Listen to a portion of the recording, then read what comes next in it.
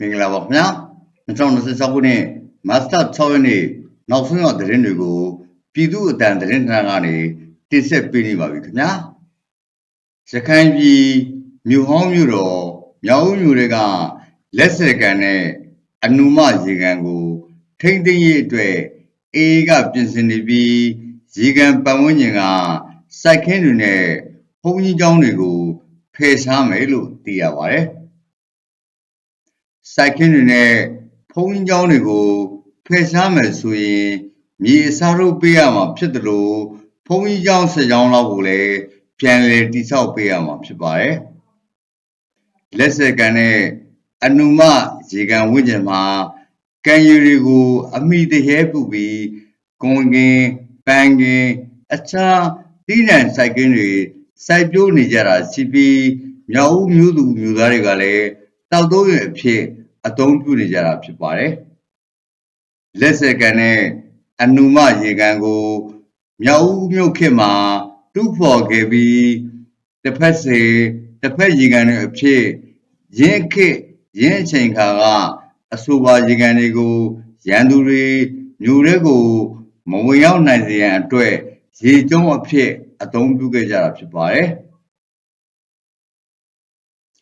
သူတည်တနာဌာနကလည်းရင်းအစီအစဉ်တိုင်းဆောင်ရွက်လာတဲ့အပေါ်စိုက်ခင်းပိုင်ရှင်တွေဘုံကြီးကျောင်းတွေနဲ့ကြားမှာညှိနှိုင်းဖြည့်ရှင်းရမယ်စိန်ခေါ်မှုတွေရှိနေတယ်လို့ဒေသခံတွေကပြောပါတယ်အာရကတက်တော်အေကဖွဲ့စည်းထားတဲ့ရှေးအောင်သူတည်တနာဌာနရဲ့မြောက်ဦးမြို့ကရှေးအောင်အမွေနဲ့အပါအဝင်ရခိုင်ပြည်နယ်ကရှေးအောင်ဖျားစီပထိုးနဲ့အမွေနှစ်တွေကို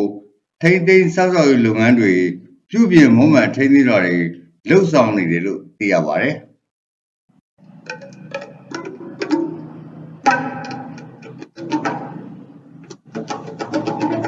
ရခိုင်ပြည်နယ်တောင်ကုန်းမြို့နယ်ထဲမှာမတ်လ9ရက်နေ့တရက်ထဲမှာပဲ73စီစီဆိုင်2ဆိုင်မိလောင်မှုဖြစ်ပွားခဲ့တယ်လို့ဒေသခံတွေကပြောပါတယ်မိလောင်မှုဖြစ်ပွားခဲ့တဲ့73စီဆိုင်တွေကတော့တောင်ကုန်းမြို့နယ်ကင်းအောင်ဆံမြောက်ကျေးရွာမှာရှိတဲ့စီဆိုင်တစ်ဆိုင်နဲ့ကိုင်းချီကျေးရွာအာလိန်90ဖျားအနီးကအာရခ73စီဆိုင်တွေဖြစ်ကြတယ်လို့ဆိုပါတယ်ဒီမီးလောင်မှုနှစ်ခုတည်းကအာလိန်90ဖျားအနီးကအာရခစီဆိုင်မှာမီးလောင်မှုကပုံမပြင်းထန်တာကြောင့်စီဆိုင်အပါအဝင်နေအိမ်နှလုံးမှာမီးကူးဆက်လောင်ကျွမ်းသွားခဲ့တယ်လို့ဒေသခံတွေကပြောပါတယ်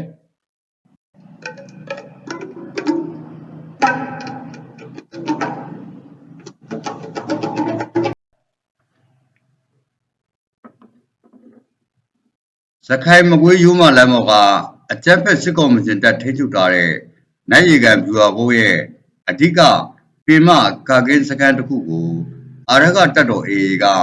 မတ်လပထမပတ်ထဲမှာထိုးစစ်ဆင်တိုက်ခိုက်ပြီးအပိသက်သိမ်းပိုက်ရရှိခဲ့တယ်လို့သတင်းရရှိပါတယ်စစ်ရေးသတင်းရင်းမြစ်တဦးပြောတာကနိုင်ရီကန်တောင်ကျောတကျောထဲမှာရှိတဲ့အဓိကကာကင်းလို့ပြောလို့ရတယ်အဲ့ဒီကာကင်းစခန်းတွေကနေအမြဲ drone တွေနဲ့ပစ်တယ်လက်နက်ကြီးတွေနဲ့ပစ်တယ်အဲ့ဒါကြောင့် AA ကတိုက်တာတရက်ထဲတိုက်လို့ရတယ်ကာကင်းစခန်းကိုသိမ်းခဲ့နိုင်လို့ဆိုပါတယ်အဲ့ဒီကာကင်းစခန်းကစစ်ကောင်စီတပ်သားတချို့ဟာနိုင်ရီကန်ဗျူဟာကုန်းပေါ်ထွက်ပြေးသွားကြသလိုတချို့ကိုလည်း AA ကအရှင်ဖမ်းမိပြီးလက်နက်ခဲယမ်းတချို့ကိုလည်းသိမ်းဆည်းရမိခဲ့တယ်လို့သူကဆက်လက်ပြောဆိုပါတယ်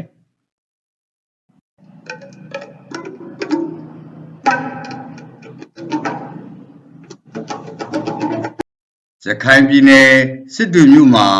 ဓာတ်ဆီ95တလီတာကို4000ကျပ်အထိ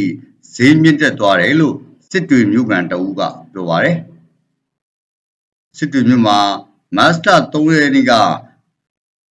95ဓာတ်ဆီတလီတာကို18000ကျပ်ရှိရာကနေမတ်လ4ရက်နေ့မှာ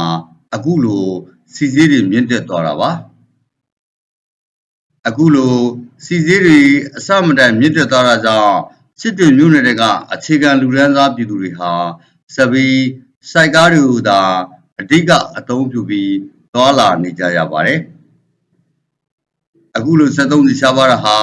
အ အရှေ့လေပိုင်းစစ်ပွဲတွေကြောင့်အရှေ့တောင်အာရှနိုင်ငံတော်တော်များများမှာ73စီအကြက်တဲနဲ့ရင်ဆိုင်နေကြရတာဖြစ်ပါတယ်ခင်ဗျာပြည်သူ့တန်သတင်းဌာနကိုကြည့်ရှုအားပေးနေကြတဲ့အတွက်အထူးပဲကျေးဇူးတင်ရှိပါတယ်ပြည်သူပြည်သားအားလုံးဘေးပြာဝတ်ကွာပြီးကိုယ်စိတ်နှပြကျမ်းမာချမ်းသာကြပါစေခင်ဗျာ